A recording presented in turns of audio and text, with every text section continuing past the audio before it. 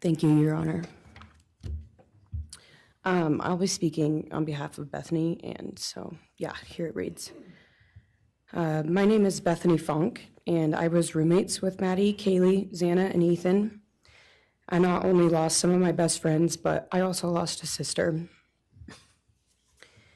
Never in a million years would I have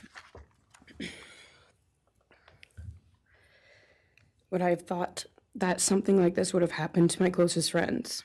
I thought that we were going to wake up and go upstairs, see them and tell them how they had scared us and that they were going to tease us about how we were constantly scaredy cats. I make jokes about it as we would go to Taco Bell like always. But sadly, that is not what happened and what turned out to be my worst nightmare.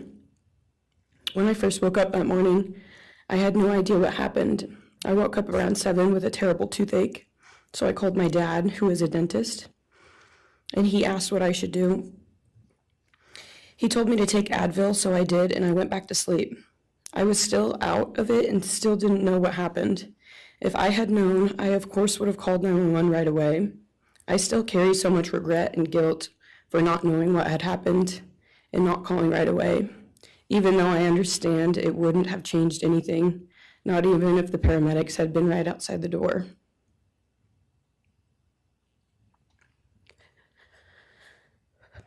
I was so frantic that morning and scared to death, not knowing what had happened.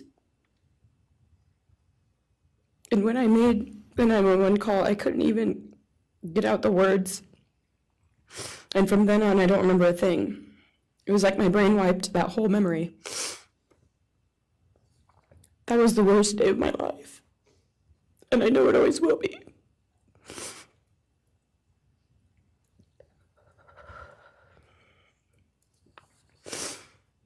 While I was still in shock, trying to process the fact that my friends were truly gone, I had been attacked by the public.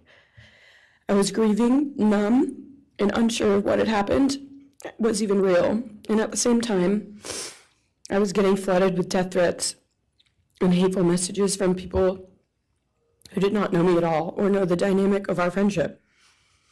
Social media made it so much worse, and strangers made up stories to entertain themselves. The media harassed not just me, but also my family. People showed up at our house. They called my phone, my parents' phones, other family members' phones, and we were chased while I was still trying to survive emotionally and grieve the loss of my friends. I hated and still hate that they are gone, but for some reason, I am still here and I got to live. I still think about this every day.